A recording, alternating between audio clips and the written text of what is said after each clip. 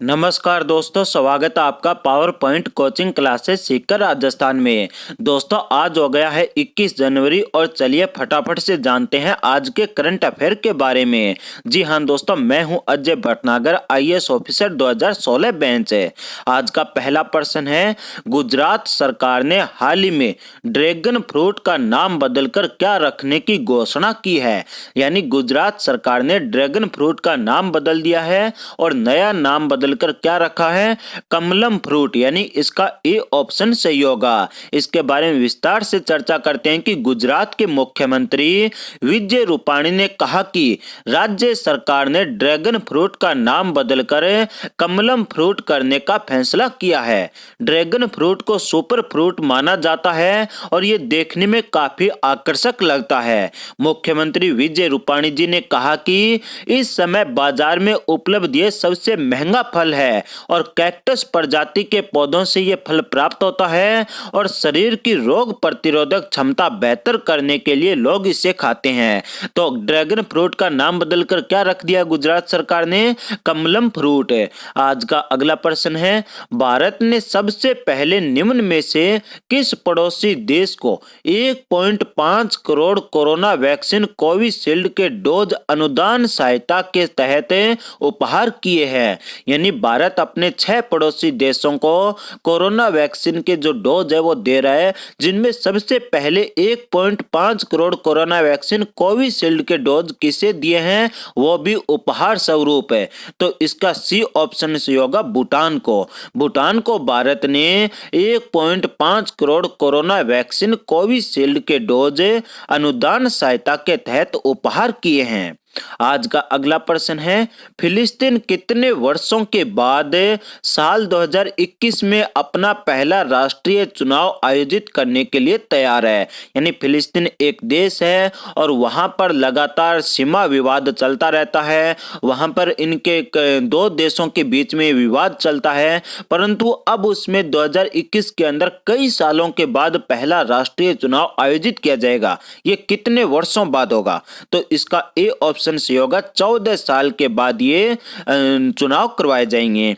इसके बारे में विस्तार से जानते हैं कि फिलिस्तीन 14 वर्षों के लंबे समय के बाद वर्ष 2021 में अपना पहला राष्ट्रीय चुनाव आयोजित करने के लिए तैयार है।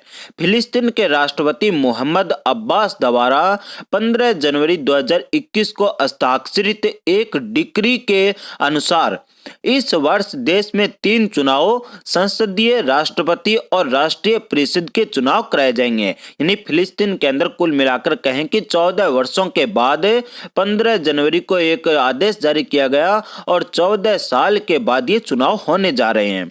आज का अगला प्रश्न है, केंद्र सरकार ने नेताजी सुभाष चंद्र बोस की जयंती को किस दिवस के रूप में मनाए जाने की घोषणा की है, तो इसका बी ऑप्शन से होगा सुभाष चंद्र बोस की जयंती को पराक्रम दिवस के रूप में मनाए जाने की घोषणा भारत सरकार के संस्कृति मंत्रालय ने की है। इसके बारे में विस्तार से जानते हैं कि आजाद हिंद फौज के संस्थापक नेताजी सुभाष चंद्र बोस की 125वीं जयंती से पहले केंद्र की मोदी सरकार ने बड़ा ऐलान किया है। अब हर साल 23 जनवरी यानी नेताजी सुभाष चंद्र बोस के जन्म दिवस को पराक्रम दिवस के रूप में मनाया जाएगा। आज का अगला प्रश्न है, गणतंत्र दिवस परेड में फाइटर प्लेन उड़ाने वाली पहली महिला फाइटर निम्न में से कौन बन जाएगी। यानी अभी 26 जनवरी को फाइटर प्लेन उड़ाने वाली पहली महिला कौन होगी, तो इसका बी ऑप्शन से होगा भावना कांत। भावना कांत देश की पहली महिला होगी जो फाइटर प्लेन उड़ाएगी गणतंत्र दिवस के मौके पर है। इसके बारे में विस्तार से चर्चा करते हैं कि भारतीय वायुसेना की महिला फाइटर पायलट भावना कांत 26 जनवरी 2021 को इतिहास रचने जा रही है। भावना गणतंत्र दिवस परेड में शामिल होने वाली पहली महिला फाइटर पायलट बनेगी। वे परेड में भारतीय वायुसेना की झांकी का हिस्सा होगी और इसमें हल्के लड़ाकू विमान, हल्के लड़ाकू हेलीकॉप्टर और सुखोई 30 फाइटर प्लेन शामिल होंगे। आज का अगला प्रश्न है, अब विस्तार से बात करते हैं एक पंक्ति के करंट अफेयर के बारे में। यानी यानी अब क्विज के बारे में बात नहीं करेंगे, एक एक पंक्ति के करंट अफेयर की बात करेंगे। तो पहला है कि भारत ने बांग्लादेश, नेपाल समेत 6 देशों को कोरोना वायरस वैक्सीन देने की घोषणा की है, वो दी है उपहार स्वरूप। आज का अगला प्रश्न है कि भारत ने हाल ही में ईरान के चाबहार बंदरगाह को 2 हार्बर क्रेन की आपूर्ति करवाई है। आज का अगला प्रश्न है, आजादी के बाद पहली बार 2021 में पेपरलेस बजट होगा, यानी इस बार जो बजट पेश किया जाएगा फरवरी के शुरुआत में वो पेपरलेस होगा, यानी सभी को पीपीटी के रूप में कंप्यूटर स्क्रीन के ऊपर ही बजट उपलब्ध करवाया जाएगा। आज का अगला प्रश्न है, एसएमसीबी बना एसएफबी में परिवर्तित होने वाला पहला शहरी सहकारी बैंक है, यानी ये बैंक एसएफबी में परिवर्तित हो गया है। तो दोस्तों आज का हमारा करंट अफेयर का सेशन आपको कैसा लगा? अगर अच्छा लगा तो वीडियो को लाइक करें और चैनल को सब्सक्राइब कर लें और कमेंट बॉक्स में अपनी राय जरूर दें ताकि हम आने वाली वीडियोज के अंदर सुधार कर सकें।